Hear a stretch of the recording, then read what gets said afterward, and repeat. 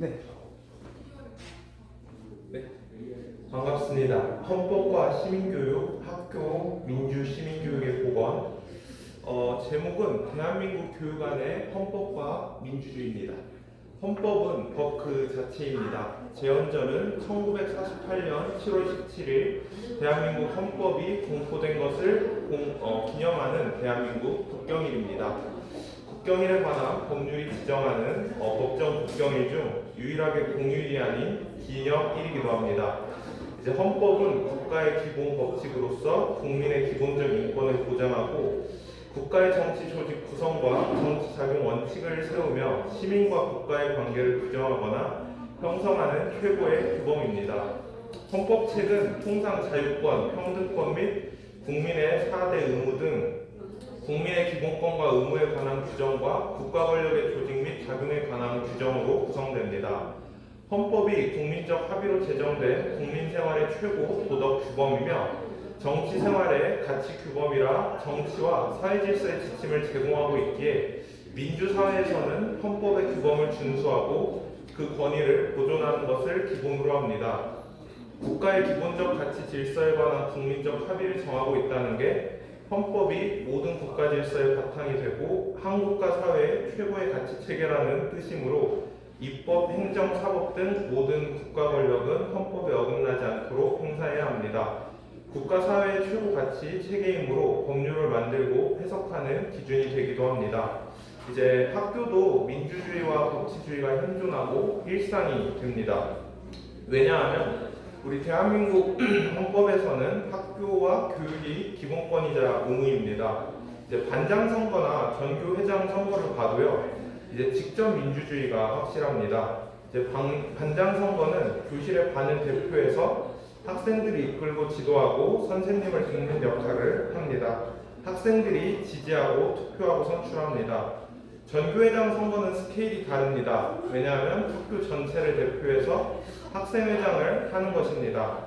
선거관리위원회에서 주관하고 떨리고 긴장되는 자리임이 확실합니다. 절차와 과정도 복잡한데 우선 학생들에게 서명과 동의를 받아야 합니다. 정족수가 차고 학생들의 지지와 찬성이 이제 목표입니다. 후보들도 다양하게 나오는데요. 공약과 비전도 내세우고 후보자와 이제 정견 발표와 연설하는 시간과 기회도 공평하게 줍니다. 후보자들이 먼저 철저하게 준비하고 고민하면서 연설문을 이제 또 발표합니다. 네, 그래서 학생들과 선생님들도 연설을 듣고 기립박수도 이제 치면서 공약과 비전을 같이 생각합니다. 학교 학생들을 위한 정책과 법도 알아갑니다. 공약도 실현도 가능하고 다수에게 이익과 장점이 됩니다. 대표적인 공약은 학생의 인권을 보장하고 강화합니다. 학생들의 권리와 주장도 학부모와 선생님들끼리 소통하고 맞춰갑니다. 학교의 고장이 난 시설과 물건도 고칩니다. 학교의 예산을 효율적으로 활용해서 낡거나 오래된 시설들은 교체하고 고칩니다. 야자 시간에는 스쿨버스도 확대합니다. 밤에 범죄율이 높고 학생들이 미성년자라서 자동차 운전 면허증도 없는 상황이라서 스쿨버스를 통해 안심기가 서비스를 확대합니다. 스쿨버스는 집 임원 학생들에게 꼭 필요한 교통 서비스이고 편리함을 줄 수 있습니다. 학생들에게 안심하고 안전한 대중교통이 될 수 있고요. 또 다른 공약은 학교폭력을 추방하고 0%로 만든다입니다. 학생과 학부모, 교사에게도 만족감과 피로감을 채우고 공감하는 방법이 됩니다. 학교폭력의 문제는 대단히 심각하고 위협적입니다. 학생의 인권을 침해함은 물론이고 교사의 인권까지 무너뜨리는 대단히 잘못된 범죄입니다. 학교폭력의 원인부터 조사하고 제거함이 먼저입니다. 피해자와 가해자는 따로 분리하고 객관화가 중요합니다. 피해 사실과 가해 사실을 명확하게 밝히고 대책과 방법을 마련하고 생각해야 합니다. 학생회장은 학교 학생을 대표하는 자리입니다. 무겁고 책임감이 필요한 자리입니다. 이제 교사와 학생, 학부모를 중재하는 역할을 합니다. 먼저 학교폭력 자체를 예방하고 교육하는 게 중요합니다. 네, 그래서 학교폭력의 개념을 명확하게 알고 만들며 상벌점 제도의 활성화가 예방에 효과와 도움이 됩니다. 응고주의와 보상 심리에 효과가 적용된 것입니다. 학교폭력이 발생이 된 후에도 대처와 해결 방안이 중요하고 필요한 사례가 될 것입니다. 학폭위가 일명 이제 학교 내에서 해결할 수 있는 역할을 합니다. 가해 학생의 잘못과 문제점을 지적하고 징벌함으로 반면교사를 삼고 깨달음과 뉘우침이 필요합니다. 피해 학생은 부끄러워하지 말고 당당하게 사실을 밝히고 피해 회복을 위해서 노력하고 변해야 할 것입니다. 상담과 사회복지의 역할, 도움 해결법으로 회복을 추구해야 합니다. 학생회장이 먼저 모범과 본이 되어서 학교폭력을 추방하고 척결하는 데 일념을 해야 합니다. 학생 인권과 교권을 살리는 것에 노력하고 학부모 소통과의 활성화가 필요합니다. 학교 밖과 교내는 분명히 다릅니다. 피해 학생은 억울하고 트라우마가 남고 몸과 마음의 상처가 생깁니다. 돈으로 해결할 수가 없습니다. 상담과 심리치료를 한다고 해도 당장 좋아지지가 않습니다. 일시적으로 눈에 보이는 효과가 있을지 몰라도 장기적으로 바라보고 집중적인 해결과 마무리를 하는 것이 맞습니다. 학생 인권이 확립하고 좋아지려면 학교 폭력이 우선 없어지고 해결함이 원칙입니다. 교권 회복과 교권 침해 문제도 같이 고민하고 생각해봐야 합니다. 교사들의 스트레스와 피로감, 교사 인권 침해가 날로 심각해지고 있습니다. 학생이 선생님을 대들거나 폭력을 행사하는 것이 잘못되고 모순적인 언행들이 생깁니다.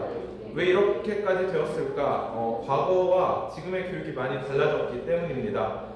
과거는 엄격하고 체벌이 허용되던 시대가 있었습니다. 학생이 선생님의 말씀을 듣지 않으면 체벌하고 엄벌함으로 훈육하고 공부기를 보여줬습니다.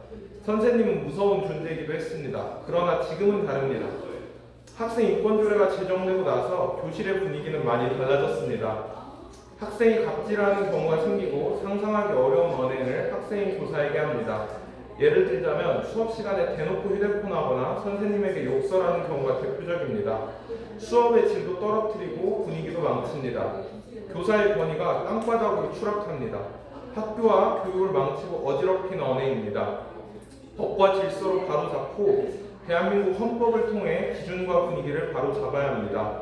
선생님은 교육청 소속의 공무원입니다. 아이들의 미래와 장래에 책임이 있고 이끌어갈 사람입니다. 엄격하고 무서운 것도 필요하면서 소통하고 부드러운 자세와 학생들의 모범과 본을 먼저 보이는 사람이고 학교에서 지식과 정보를 가르치고 나누는 사람입니다. 교과서를 통해서 공부도 시켜주고 모르는 것을 알려주고 학생들의 질문도 받고 학교폭력도 예방하고 해결할 수 있는 책임 있는 사람입니다. 입시를 위한 공부와 교육도 꼭 필요하고 중요하지만 인성교육과 기본교육도 선행되고 전제가 되어야 교육 선진화와 발전에 도움이 됩니다. 어른들은 요즘 애들이 버릇이 없고 무례하다는 지적들이 분명히 많이 나옵니다. 틀린 말이 아닙니다. 잘 귀를 기울이고 변해야 합니다. 세상을 바꾸는 것도 필요하고 중요한데 나부터 변하는 것이 가장 빠릅니다. 대한민국은 동방예의지국입니다. 정문화가 강한 것이 특징입니다. 역사교육의 객관화가 중요하고 필수적입니다. 일본과 중국의 역사 왜곡 문제가 심각합니다. 일본은 독도를 신의 마연이라 우기고 국정교과서를 편찬해서 역사 왜곡을 공개적으로 자행하고 있습니다. 동해를 일본해라 표기하고 잘못들을 덮으려고 합니다. 위헌이고 위법적인 사항입니다. 과거의 잘못들도 큰 문제이고 심각합니다. 강제징용과 위안부 사건 등으로 인권 침해 사항들이 많습니다. 학교에서 정치적 중립을 지키면서 역사교육을 학생들에게 잘해야 합니다. 좌파나 우파, 보수주의랑 진보주의 이념이 편향되면 문제가 분명히 발생합니다. 학생들의 판단 기준을 망치거나 흐릴 수 있습니다. 학부모들의 항의나 불만도 키우는 일이 됩니다. 객관적이고 정확한 역사교육을 해야 모두에게 좋습니다. 수능 한국사랑 한능검, 한국사 능력검정 시험 위한 공부를 시켜주는 것이 가장 알맞고 합리적이며 합법적입니다. 중국의 역사 왜곡도 무시할 수 없습니다. 동북공정과 고구려와 가래를 중국 역사라고 우기는 일이 매년 발생합니다. 우리 역사는 우리가 지키고 알아야 합니다. 학생들이 깨어나고 일어나는 게 중요합니다. 옳음을 지키고 깨달아야 합니다. 대한민국 헌법은 역사입니다. 헌법 전문을 보면 대한국민과 3.1운동이 명시되었습니다. 대한민국 임시정부의 법통과 민주화 운동으로 출발했습니다. 자유와 권리, 책임 등이 나왔습니다. 세계평화, 인류공영의 뜻도 실현했습니다. 평화는 강한 힘으로부터 나옵니다. 청소년들에게 역사 교육과 더불어 안보교육, 통일교육도 선행해서 필요할 것입니다. 대한민국은 전 세계에서 유일한 분단 국가이자 휴전 상태입니다. 전쟁의 비극과 아픔도 경험했습니다. 남한과 북한으로 나눠진 상태인데 대한민국은 남한 중심의 한반도 평화 통일을 실현해야 합니다. 헌법 기준으로 이루어진다면 가장 완벽하고 좋습니다. 대한민국 헌법 제1장 총강 제3조를 본다면 대한민국 영토는 한반도와 그 부속도로 서로 한다라고 나왔습니다. 제4조는 대한민국은 통일을 지향하며 자유민주적 기본질서에 입각한 평화적 통일정책을 수립하고 이를 추진합니다. 우리 법무부와 통일부, 국방부의 역할과 쓰임이 큽니다. 정부에 따라서 통일정책과 안보정책이 매년 바뀌는 것도 현실입니다. 일관성 있고 꾸준함으로 해야 효과를 볼 수 있습니다. 통일 이후의 대한민국의 모습을 생각하는 것이 도움이 되고 필요합니다. 물론 부작용과 혼란도 만만치 않을 것입니다. 북한은 절대적 가난과 빈곤의 문제에 허덕이고 있습니다. 공산주의와 사회주의 독재 체제 속에서 북한 주민들은 고통을 받고 있습니다. 통일이 되어도 교육 문제와 경제 문제, 법률 문제 등을 해결하고 이겨냅시다. 대한민국의 우수한 경제력과 교육력, 자본주의와 민주주의, 법치주의 등이 해결하고 나아갈 것입니다. 북한의 국어와 대한민국의 국어도 차이점들이 많습니다. 언어 통일 교육도 하고 한국사 교육도 검정국과 서로 하는 것이 좋습니다. 종교의 자유를 활용해서 기독교와 교회가 잘되고 활성화되는 것이 필요합니다. 북한은 3대 김씨 세습왕조와 김일성, 김정일의 우상화 작업에 속도를 내고 있습니다. 비상식적이고 잘못된 것입니다. 통일 후에 김일성, 김정일의 동상은 즉각 철거하고 세뇌교육도 중단시켜야 합니다. 정상화가 속히 필요합니다. 군사적 긴장과 갈등도 정리하고 하나가 되어야 합니다. 통일 이후라면 군대도 징병제보다는 모병제가 더 유력하고 잘 맞을 겁니다. 물론 지금은 국정운영과 대립하는 구조라서 현실성이 없습니다. 남한 중심의 한반도 평화 통일이 된다면 군대 문제도 해결이 보이고 남한의 우수한 경제력과 기술을 통해서 자 이제 여기까지 시작할 거니까 정리해주세요. 정리하겠습니다. 네, 감사합니다. 잘했어요. 네, 감사합니다. 이화여대 법대 로스쿨의 학술제 열심히 한번 해봤습니다. 포스터도 제가 또 만들었습니다. 포스터도 만들었는데요. 네, 여기 있습니다. 포스터는 이렇게 만들었습니다. 포스터까지 만들어서 발표했습니다. 홍선기 TV였습니다. 감사합니다.